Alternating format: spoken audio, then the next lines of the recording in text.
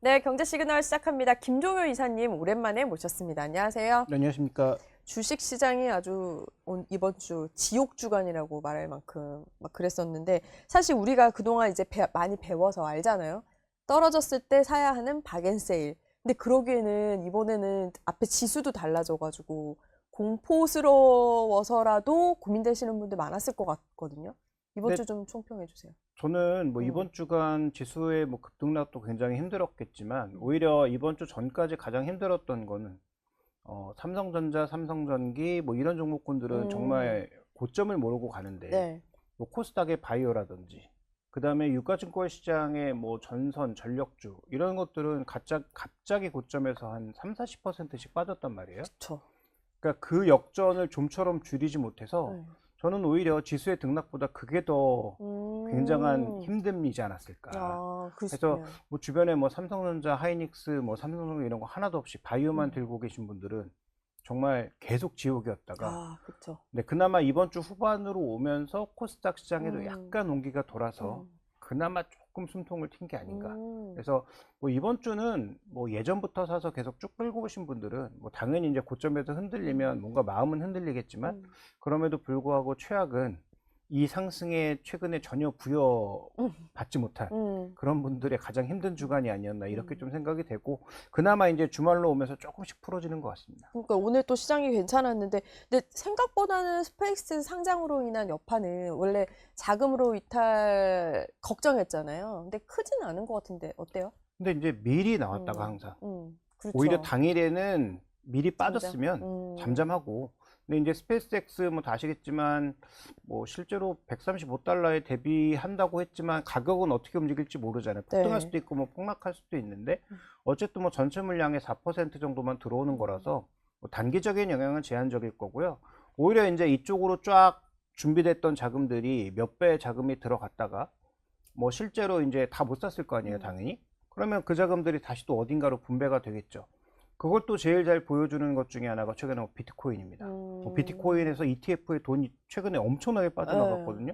그러면 뭐 비트코인 뭐 추풍낙엽처럼 떨어졌잖아요. 뭐 물론 ECB의 금리 상승이나 뭐 BOJ의 금리 상승 뭐 이런 것들도 대비해서 움직인 게 있었겠지만 어쨌든 이런 변동성을 미리 보인 자산들이 이미 있었기 음, 때문에 뭐 스페이스X에 관련된 효과는 오히려 지금 당장보다는 음, 관련된 종목은 뭐 등락에 따라 움직일 거예요. 뭐 예. 급등하면 뭐 지분 갖고 있는 종목은 뭐 더 오를 수도 있고 내릴 수도 있는데 그런 것들 빼고 전체 시장의 수급은 아마 오히려 지금부터는 조금 안정되거나 외국인들도 음, 조금은 덜 팔지 않을까 네. 정도를 봐야 될 것 같고 오히려 주의해야 될 건 8월 11월이에요. 음, 그러니까 8월 11월에 추가적으로 물량이 더 풀리고 그러니까 네. 지금 4%로 락업되어 있는 게 계속 음, 이제 100%까지 늘어날 거고요. 그러니까 또 하나의 포인트는 일단 지수 편입이죠. 그쵸. 나스닥 100에 편입되는 음, 것과 그 다음에 이제 추가적으로 또 그 이후에 뭐 MSCI라든지 또 1년 정도 지나면 S&P 500에도 편입될 가능성이 높기 때문에 네. 그런 지수 편입 과정에서 전체적인 밸런스 포트폴리오를 또 조정하면 그게 정말 뭐 시총이 3천조짜리가 음, 되면 그러면 뭐 자연스럽게 큰 음, 조정이 종목별로는 이루어질 수 있으니까 그런 부분에 이제 조정이 조금 두려워지는 것이지 저는 뭐 스펙섹터 관련된 수급 변동성은 뭐 반영될 만큼 반영됐다라고 보고 있습니다. 음. 지금 저희가 방송하는 날이 금요일인데 이제 트럼프가 오늘 그 얘기는 했잖아요. 주말에 종전 가능성이 또 이제 언급을 했는데 사실 기시감은 좀 있어요. 계속 지금 몇 달 동안 그래 왔는데 지수가 널뛰는 거는 어찌됐든 당분간은 감수는 해야 되는 거예요. 이번 주 같은 상황은. 일단 저는 지수의 레벨도 음, 중요한데 우리 지수의 레벨이 반도체 이익만 생각하면 여전히 높지 않거든요. 음, 그런데 이제 뭐 전쟁과 관련된 이슈도 물론 단기적으로 영향을 받지만 네. 저는 뭐 지난 1월 달도 그렇고 이번에 4월 달부터 5월 한 말까지 진행된 단기적인 급등 속도가 음, 가장 큰 문제라고 생각해요. 음, 그러니까 지금은 우리가 시장에 이 정도로 올라올 만한 이유가 있다는 걸 지레 짐작할 뿐이지 아직 검증된 게 아무것도 없잖아요. 네. 그러니까 그런 것들을 검증하는 과정이 필요하고 그런 과정에서 음, 또 가장 영향이 큰 뭐 전쟁이라든지 금리라든지 여러 가지 매크로 변수들의 마찰이 있으면 뭐 이런 지수의 변동성은 피해갈 수 없다라고 보고 있습니다. 네. 또 하나의 포인트는 결국은 단일 종목의 두 배 음, 레버리지 상품. 음, 이게 삼성전자하고 하이닉스의 변동성을 너무 키우고 있어요. 음, 그래서 올라갈 때도 너무 다이내믹하게 올라가고 빠질 때도 너무 다이내믹하게 빠져서 또 우리 지수는 시가총액 위주로 구성되었다는 특성상 이 두 종목이 급등락을 하면 지수가 같이 급등락을 할 수밖에 없기 때문에 네. 또 두 종목이 수급을 흡수해 가면 다른 종목의 수급들이 급속도로 빠지기 때문에 그런 양상으로 인해서 뭐 말씀해 주셨다시피 뭐 단기적인 변동성은 뭐 발생할 수밖에 없는 상황이다. 이렇게 좀 봐야 될 것 같습니다. 요즘 시장을 보면 참 묘하다고 생각을 한 게 이게 어쨌든 시장의 공포 지수는 높아지고 있잖아요. 근데 B2는 또 높아져요. 근데 이제 거기서 좀 제가 들었던 생각이 그래도 다시 회복이 되고 B2까지 해서 투자를 한다는 거는 우리나라의 성장세는 의심을 하지 않는 거는 달라진 부분인 것 같거든요. 이건 또 그래도 긍정적인 시그널이라는 생각도 들어요. 일단 그 우리가 B2라는 음. 게 늘어나는 건 당연히 안 좋은 거죠. 근데 이제 생각해 보셔야 될 건 만약에 지금이 시총이 2,000조 시장이라면 지금 정도의 늘어난 B2는 당연히 엄청나게 부담이 되죠. 그렇죠. 근데 지금 시총이 7,000조로 늘었잖아요. 네. 그러니까 시총이 늘어난 것과 신용이 늘어난 것을 비교해서 과연 시총이 늘어난 것 이상으로, 그러니까 자산이 불어난 것 이상으로 빚이 늘어나를 따져봐야 되는데 그 정도 아니거든요. 그러니까 당연하게 우리가 지금 늘어난 신용 잔고만 가지고 지적하는 건 저는 매우 문제가 있는 일이다. 그래서 우리가 부동산 얘기할 때도 늘어난 부동산 자산 가격은 생각하지 않고 뭔가 부동산 욕하고 싶은 사람들이 이 늘어난 부동산 이 대출만 가지고 욕을 하는데 늘어난 자산을 따져보면 이건 빚이 늘어난 거 너무 당연한 거고 오히려 이 자산 가격이 급격하게 변화해서 이 빚의 위험을 줄 때가 뭐 부동산도 위험하듯이 지금처럼 이렇게 상승 추세가 견조하게 유지되고 있는 최소한 아래쪽에서 하단에서 뭔가 견고하게 받치고 있는 그런 시장에서 늘어난 신용잔고는 단기적인 변동성이야 당연히 되지만 네. 정말 치명적으로 시장의 하락을 일으킬 만한 상황은 아니다. 오히려 시장이 추세적으로 하락할 때는 굉장히 부담이 될 수 있어요. 근데 지금은 그 상황도 아니고 늘어난 자산의 속도를 볼 때 현재 신용잔고가 그렇게 부담될 만큼 빠르게 늘지도 않았다. 이렇게 좀 봐야 될 것 같습니다. 이게 삼전 얘기 잠깐 하면 삼전닉스 외국인들이 되게 오랜만에 목요일이었던 거예요. 어제였는데 이제 오랜만에 매수를 했는데 오늘 장도 굉장히 강하잖아요. 이게 약간 전환의 시점으로 좀 봐도 될까요? 아직은 그러지 않을 거라고 봐요. 일단 뭐 환율이 변한 게 없고 환율의 방향성도 아마 변하지 않을 것 같고 당분간은 그 다음에 이제 두 종목이 뭐 워낙 좋은 종목이긴 하지만 이 스펙스로 끝나는 게 아니잖아요. 그렇죠. 뒤이어서 오픈 AI하고 또 이 에스로픽이 네. 상장이 대기하고 있는 상황이기 때문에 거기다가 이제 ECB가 금리를 이미 올렸고 그다음에 다음 주에 BOJ는 거의 금리 올리는 게 확정적이고 네. 만약에 추가적으로 더 금리를 올린다라고 하면 그러면 일정 부분의 자산재 조정은 계속 나타날 수밖에 없고요. 또 하나의 포인트는 최근 우리 시장에서 외국인들의 움직임에 가장 눈에 띄는 것은 외국인들이 정말 지겹게 팔았잖아요. 네. 지금 100조 팔았단 말이에요. 그러니까요. 100조도 넘게 팔고 이제 뭐 110조 가고 있을 텐데 그런데 외국인들의 주식 수는 줄었죠. 매일 파니까. 그런데 주식 비중, 금액 비중으로는 오히려 9%가 늘었습니다. 그러니까 31%, 40%가 늘었다. 이거 뭘 의미합니까? 결국은 자산이 늘어난 만큼도 팔지 않았다는 얘기예요. 네. 그러니까 외국인들 우리가 팔았다고 생각하지만 그 팔았다는 현상만 보는 거고 실제로 외국인들의 그 자산 배분을 보면 그렇게 크게 변하지 않았다라고 볼 수 있는데 다만 특징은 뭐냐면 외국인들의 그 지분이 40%를 상회하면 네. 그러니까 금액 기준으로 우리나라에 들고 있는 시가총액의 40%를 상회하면 매도가 좀 나오는 측면이 있습니다.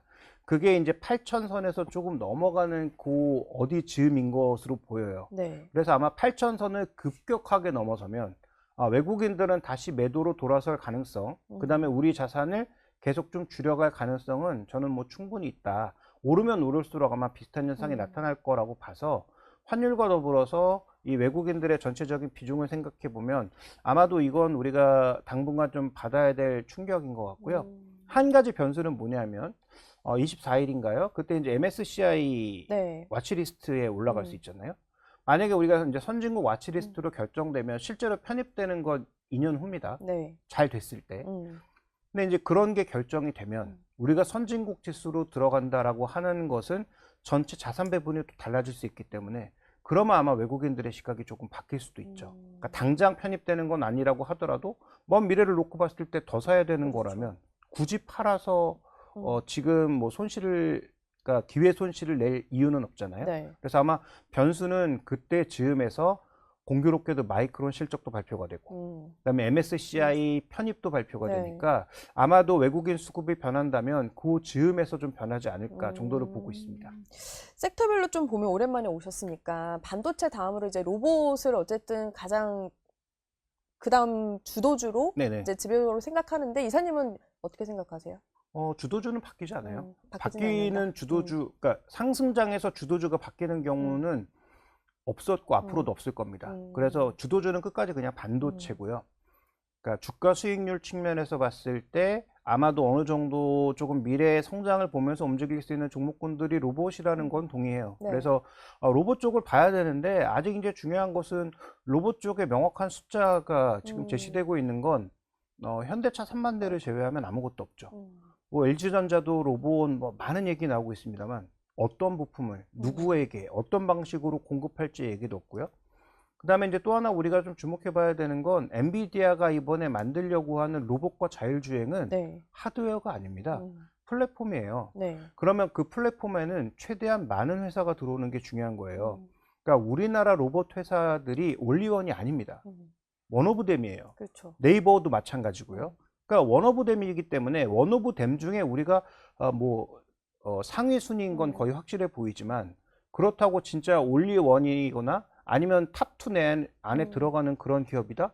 이렇게 보기엔 조금 너무 섣부르지 않을까요? 그래서 그렇죠. 로봇은 굉장히 먼 그림에서 네. 그러니까 한 적어도 5년 정도 염두에 두고 다양한 종목군들을 담은 그것도 우리 종목들만 타겟팅한 건 전 매우 위험하다고 생각하고요. 뭐 일본의 대기업들, 네. 뭐 미국의 대기업들, 우리나라의 대기업들을 골고루 포진한 그런 ETF를 굉장히 장기적인 관점에서 뭐 연금에 담아가든지 아니면 현재 자신이 뭐 100만 원이면 100만 원, 뭐 한 200만 원, 200만 원 그 정도로 좀 꾸준하게 모아나가겠다. 등락과 상관없이. 네. 그래서 꾸준하게 좀 비중을 늘려나가는 전략으로 해서 지금 이번 상승의 주도주는 아니지만 다음 상승의 주도주는 충분히 가능성이 있으니까 좀 그런 관점에서 접근한다면 100% 찬성. 그런데 지금 현재 구간에서 다음 주도주가 될 거다? 다음 주도주가 없다니까요. 이번 상승은 반도체로 끝이에요. 반도체. 그래서 AI 반도체 캐펙스로 끝이기 때문에 이 시장이 끝날 때까지 이번 상승이 끝날 때까지는 반도체가 주도주일 가능성이 아주 높다. 로봇은 장기적인 관점에서 그렇게 접근하시는 것이 좋겠고 아직 뭐 젠슨왕이 다녀와서 뭔가 대단한 바람이 분 것 같지만 대만은 숫자를 주고 갔잖아요. 지킬지 안 네. 지킬지 모르겠는데 2,000조? 네, 1년에 2,000조. 200조? 네. 뭐 이렇게 숫자를 주고 갔단 말이에요. 근데 우리 뭘 받았죠?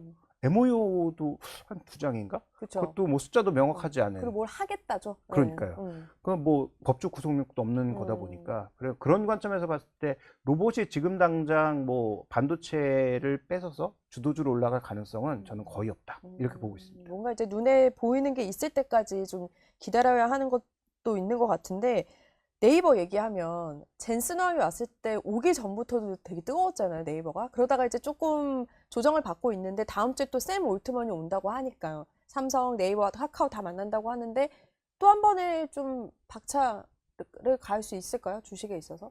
그러니까 네이버는 저는 뭐 개인적으로 최근에 다른 방송에서 뭐 20만 원 정도 수준일 때 그러니까 PBR 한 배면 사도 되지 않나? 라는 관점이었는데 굉장히 많이 싫어하시더라고요. 그래요? 네이버가 기업이냐부터 시작해서 네이버를 투자하느니 차라리 삼성전자를 더 사겠다 뭐 그런 관점이시던데 근데 네이버가 실적이 나빴던 적이 단 한 번도 없어요. 네. 그러니까 시장에서 요구하는 컨센서스 실적을 항상 넘었는데 주가가 안 좋았던 건 딱 하나잖아요.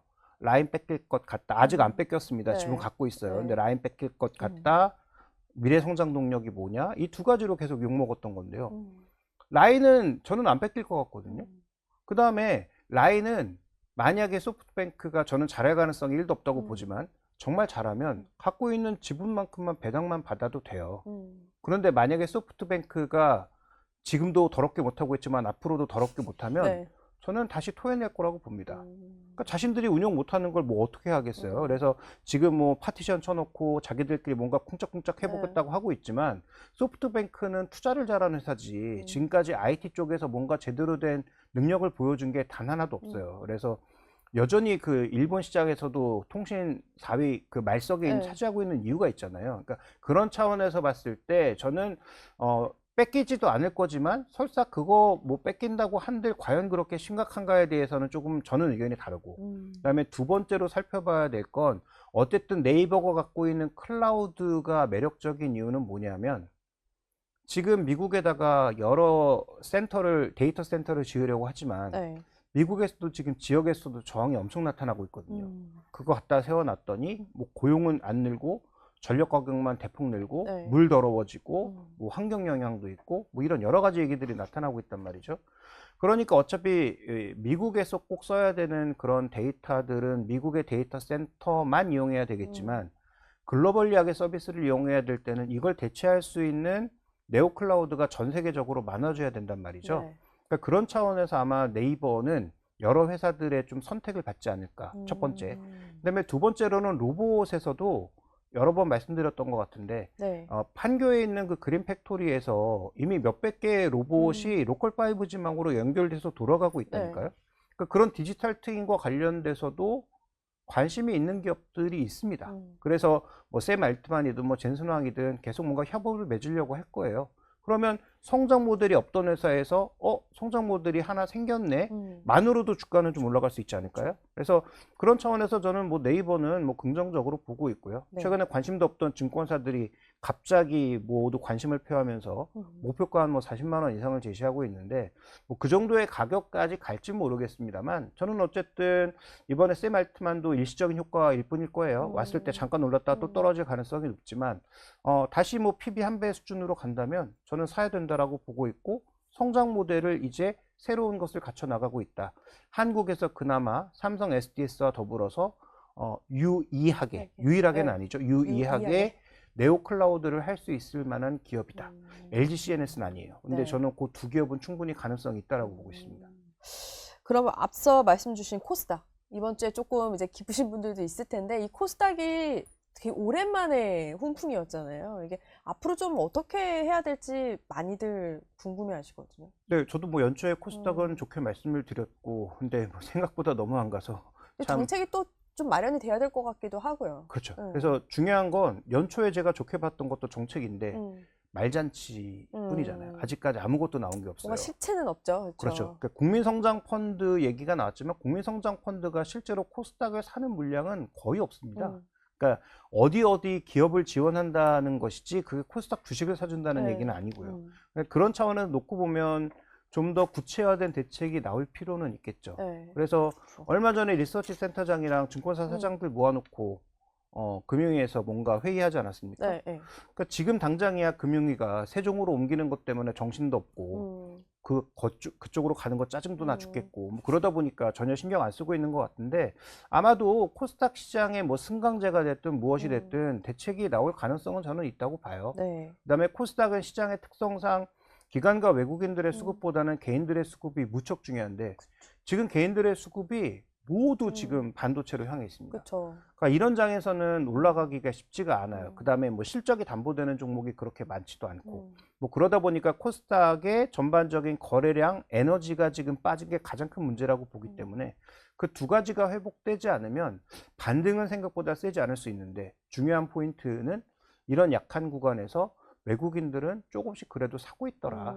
그래서 외국인들이 내일 올라갈 것 같아서 사는 건 아닐 거예요. 그래서 이런 대책들이 아마도 하반기에 하나 둘씩 나오고 거기에다가 뭐 또 뭐 디지털 자산과 관련된 뭐 가상자산법이라든지 이런 여러 가지 법안 통과, 그다음에 코스닥 시장의 뭐 퇴출 속도를 빨리 한다든지 승강제를 만든다든지 지수를 예를 들어서 뭐 연기 금안에 편입시켜주는 뭐 그런 방책들이라든지 이런 것들이 만약에 나오게 된다면 그러면 저는 코스닥 시장도 좀 힘을 받을 수 있을 거라고 봐서 하반기에는 조금 좋아질 거라고 보지만 뭐 저번에 뭐 이 정부 당국자는 아니라고 하는데 뭐 누가 얘기했던 뭐 3천선 이런 뭐 말도 안 되는 그런 꿈을 꾸지 마시고 근데 어쨌든 코스피 시장만큼 강세는 아니어도 하반기에는 코스닥 시장도 어느 정도 반등을 할 가능성이 높고 코스닥 시장 내에서도 좀 괜찮은 대형주 위주로 투자하시는 것이 좋을 것 같다. 이런 말씀을 드리고 싶습니다. 그 이사님 눈여겨보셨던 엔터주 중에 이제 SM 뭐 이런 게 꿈틀거리기 시작했는데 또 반도체가 빨아들이니까 또 미미하거든요. 이게 엔터주는 좀 장기간으로 봐야 되는 거예요, 호흡을? 이 실적이 생각보다 굉장히 좋은데도 불구하고 그러니까 코스닥의 실적이 나빠서 빠지는 건 뭐 이해라도 하겠어요. 근데 뭐 하이브 정도가 실적이 안 좋았을 뿐. 근데 하이브는 또 거래소고. 네. 그다음에 나머지 이제 코스닥에 있는 렌터주들은 1분기 실적이 시장 예상보다 다 좋았거든요. 그럼에도 불구하고 주가가 다 같이 빠져버렸단 네. 말이죠. 뭐 이건 좀 이해하기 어렵긴 하지만 어쨌든 시장의 뭐 결과물이니까. 네. 근데 저는 뭐 하반기가 일단 성수기이기도 하고 아까 이제 말씀드렸던 대로 코스닥 시장의 정책도 나오고 뭐 승강제 같은 것들이 생기게 된다면 역대 최저 밸류 수준으로 빠져 있는 렌터주에게는 저는 뭐 기회가 돌아온다고 봅니다. 그래서 아마 제가 말씀드렸을 때보다 보통 한 30% 이상들은 다 빠져 있을 텐데 저는 만약에 여유가 있으시다면 더 사야 될 때라고 봐요. 뭐 도망갈 때는 전혀 아니다라고 보고 도망갈 때는 있습니다. 아니다. 네. 금리 이야기를 빼놓을 수가 없어요. 근데 다음 주에 캐비넛이 첫 FOMC도 열리는데 전망 어떻게 하세요? 일단 뭐 결정은 처음부터 할 가능성은 좀 낮지 않을까 보고 있습니다. 그렇죠. 네. 그렇기는 하겠죠. 아마도 네. 이제 자신이 생각하는 그림 이런 것들을 처음으로 시장과 소통하는 자리가 가질 가능성이 높고 그런데 이제 스타트를 22하고 그다음에 다음 주에 BOJ가 이미 걸어버린 상황이기 때문에 그러면 이들은 금리를 계속 올리고 예를 들어서 미국은 금리를 올리지 않는다? 그러면 달러 강세는 조금 어렵지 않겠어요? 그러면 다른 통화가 예를 들어서 강세로 가게 된다면 달러가 만약에 약세로 가는 상황이 미국의 입장에서는 정말 좋은 상황인가도 고민스러울 거잖아요. 그렇기 때문에 저는 일단 금리가 전체적으로 지금 전 세계적으로 뭐 인도네시아도 그렇고 호주도 그렇고 다 이제 상승으로 베팅을 했고 우리도 이제 7월 달에 신현송 총재가 아마 첫 번째 상승을 시킬 것으로 보이는데 그러면 물가가 어차피 쉽게 내려오지 않는 상황에서 FOMC도 언젠가는 트럼프가 맞겠지만 한 번 정도는 금리를 올릴 가능성이 좀 높지 않을까라고 봐야 될 것 같고요. 이런 정책금리뿐만 아니라 지금 더 눈에 띄는 건 실세금리, 채권금리의 상승이에요. 우리나라도 지금 채권금리가 생각보다 굉장히 빠른 속도로 올라가고 있고 미국도 지난 고점이 4.6을 어느새 눈앞에 두고 있어요. 네. 그러면 이 10년물 국채 기준으로 봤을 때 이렇게 금리가 계속 올라간다는 건 전체 자산의 할인율이거든요. 거기다가 자산들을 투자하는 데 있어서 가장 베이스 자산이 됐던 게 엔화인데 엔화가 이제 금리를 올리기 시작하면 2024년에 나타났던 그 정도의 엔캐리 우려가 나타나진 않겠지만 어쨌든 가장 거의 제로 금리로 돈을 빌려갔던 그런 자금들은 일본 금리, BOJ 금리가 100bp, 그러니까 1%가 넘기 시작하면서는 조금 부담을 받을 가능성도 배제할 수가 없거든요. 거기다가 만약에 FOMC도 최소한 우호적이 아니라면 그러면 지금부터는 저는 증시가 더 올라간다고 한들 항상 한 20% 이상 정도의 현금을 가져가야 될 것 같아요. 근데 여기서 이제 20%라고 하면 어떻게 20%를 계속 유지하느냐가 아마 헷갈리실 텐데 지금부터는 평가 금액 기준으로 20%입니다. 평가 금액이요? 예를 들어 그래서 내 자산이 점점 늘어난다 라고 하면 제 얘기는 계속 팔라는 얘기예요. 그러니까 내가 지금 한 1억이 있으면 20%면 2천만 원만 현금을 들고 있어야 되는 거잖아요. 근데 그 8천만 원이 늘어서 또 1억이 됐다? 그러면 총액 1억 2천 아닙니까? 그러면 2,400까지. 그러니까 계속 이런 식으로 전체 자산의 20% 정도의 현금을 저는 계속 늘려볼 필요가 있겠다. 그다음에 지금 뭐 반도체 빅2 정도로 제외하면 나머지 종목군들은 최소한 크게 조정받을 때만 하는 것이 좋지 않을까. 뭐 물론 단기적으로 이슈 타고 올라가는 뭐 그런 종목들이 각자 알아서 이제 트레이딩 영역이 있겠지만 지금 뭐 삼성전기도 그렇고 뭐 LG노텍도 그렇고 다 좋은 종목이죠. 앞으로 좋아질 거고. 근데 지금 한 2년치씩 다 당겨오고 있거든요. 실적을. 그러니까 지금 당장 실적으로는 솔직히 뭐 이 주가를 설명하기가 좀 어렵고 워낙 이제 강하게 성장한 종목들이니까 2년치 실적들을 다 당겨오고 있단 말이에요. 반도체 빅2를 빼면 거의 그래요. 그래서 그런 종목군들이 변동성이 커질 수 있기 때문에 그런 종목군들은 신규 매수를 하실 거면 저는 철저하게 고점 대비한 뭐 20, 30%의 조정을 받았을 때나 좀 관심을 가지시는 것이 좋지 무조건 올라간다고 쫓아가는 것은 조금 위험하지 않을까. 그래서 오늘처럼 좋은 장에서 또 삼성전기가 마이너스 나고 있잖아요. 아마도 이런 현상이 여러 번 발견될 수 있고 금리가 올라가면 더더욱 그럴 수 있기 때문에 그런 측면에 있어서는 종목들 접근에 있어서는 조금 주의할 여지가 있다고 보고 있습니다. 그럼 그런 의미에서 이 삼성전자랑 하이닉스는 좀 조정받을 때마다 아직까지는 계속 사야 하는 가치는 남아있다고 보시는 거죠? 둘은 지금 많이 올랐잖아요. 사기도 근데도 부담스러워. 하나도 안 비싸요. 여전히 아직도. 전 세계에서 제일 싸다. 마이크론이 이들 종목보다 PER 기준으로 봤을 때는 한 3, 40%가 여전히 더 높습니다. 3등짜리가. 아직이네요. 네. 그렇죠? 아니, 그러니까 네. 만약에 다른 거 안 빠지고 삼성전자, 하이닉스만 빠진다는 건 말이 안 돼요. 그러니까 다른 종목들은 그러면 더 많이 무너지겠죠. 그러니까 삼성전자하고 하이닉스는 이익 추정치가 떨어지지 않는 이상 조정 시의 매수는 맞는데 네. 이들 종목도 아까 말씀드렸던 것처럼 뭐 삼성전자나 이렇게까지 부담되는 건 아니기 때문에 그래서 저는 뭐 삼성전자 기준으로는 뭐 30만 원 이하 정도에서는 조금 사도 되지 않을까라고 보고 있고 뭐 하이닉스도 200만 원 아래 정도에서는 좀 매수가 가능하지 않을까. 대신 그건 안 하셨으면 좋겠어요. 뭐야? 4848은 안 하셨으면 아, 좋겠습니다. 그래요? 그러니까 최근에 왜냐하면 뭐 2배 레버리지 상품도 네. 나왔을 뿐더러 최근에 말씀드렸던 것처럼 30만 원 아래서 사면 10% 언제든지 수익 내고 금방 또 팔 수 있는 그렇죠. 상황이니까. 근데 그렇게 4848 하다 보면 만약에 그 레벨을 넘어가면 못 삽니다. 그렇죠. 예, 그건 진짜 그래서 못 사죠. 만약에 이제 30만 원 아래에서 사셨다면 음. 그냥 지금부터는 쭉 끌고 가시는 게 맞지 않나? 특히 이제 삼성전자는 비메모리 쪽에서도 최근에 뭐가 터질 것처럼 뉴스들이 연일 나오고 네, 있잖아요. 맞아요. 근데 만약에 비메모리가 정말 터지면 네. 비메모리마저도 흑자로 돌아서면 하이닉스보다는 삼성전자 쪽에 조금 더 무게가 실릴 수도 있죠. 그러니까 그런 타이밍을 보시면서 접근하는 게 좋지 않을까라고 좀 보고 있습니다. 7월 위기설이 또 이렇게 나오고 있거든요.